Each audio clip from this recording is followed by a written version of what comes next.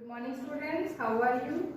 Hope you are safe and fine in this difficult period. All are facing the difficult periods of COVID-19. Students, let's relate today's study with this problem. Suppose students, there are 20,000 plus patients of COVID-19 in India. On the other hand, I say that if we have to prevent COVID-19 and if we want to say, being safe from this, we have to adopt some precautions like washing our hands or maintain sanitation, cleanliness, etc. So I have said these two statements. One is the number of patients is 20,000 plus and the other statement is what should be done to control this. Today's topic is related to these two type of statements. Students, what is the difference in these two statements? The first statement is based on what is going on. We accept what is going on and we are not suggesting anything. So this is positive economics.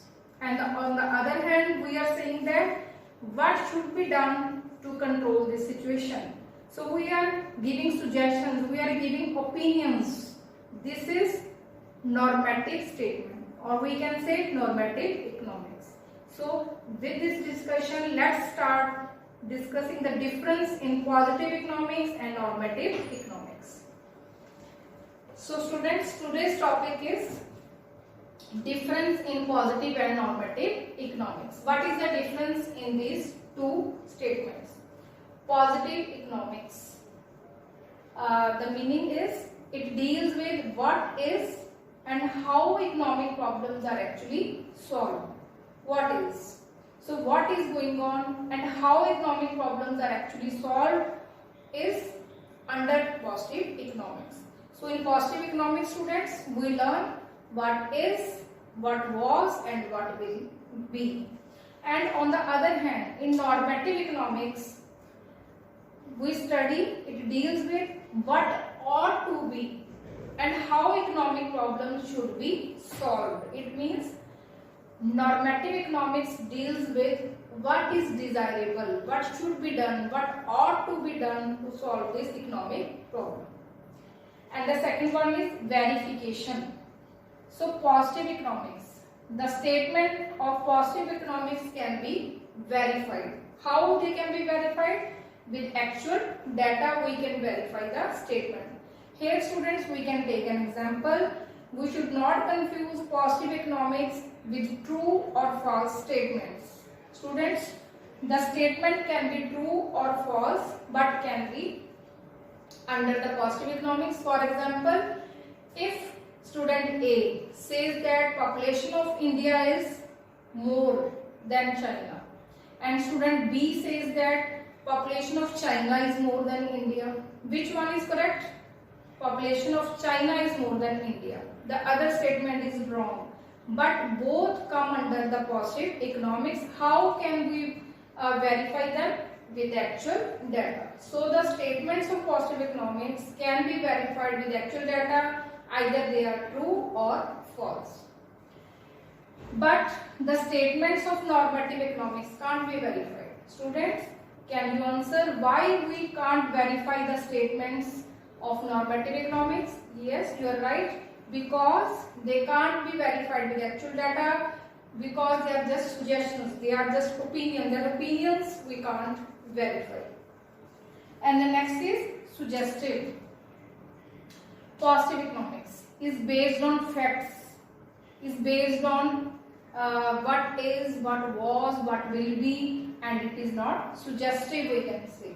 But on the other hand, the statements of normative economics are based on totally on opinions and suggestions, so the nature is suggestive.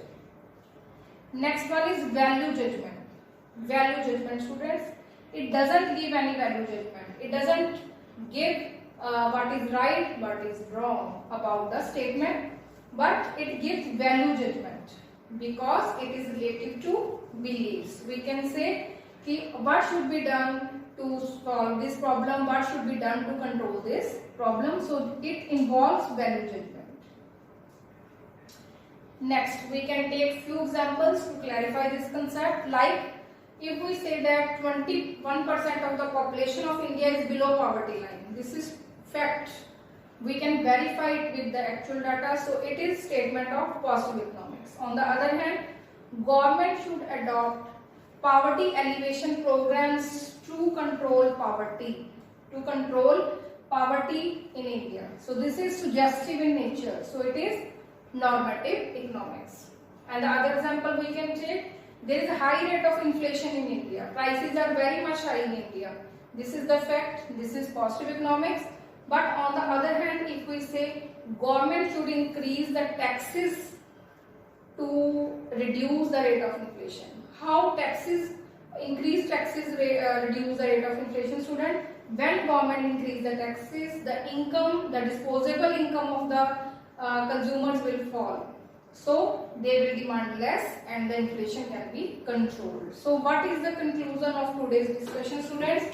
The discussion, the nutshell, the conclusion, the summary is that there can be two types of statements, positive and normative. And positive statements belong with the actual facts. We can verify them, but they are not suggestive in nature. On the other hand, the statements of normative economics are, we can say, suggestive in nature, bring opinions, what should be done to control this situation. This is all to be dealt in the normative economics. So both these are the branches of economics.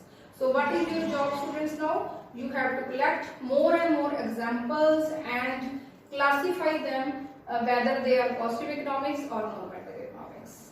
Thank you and have a nice day.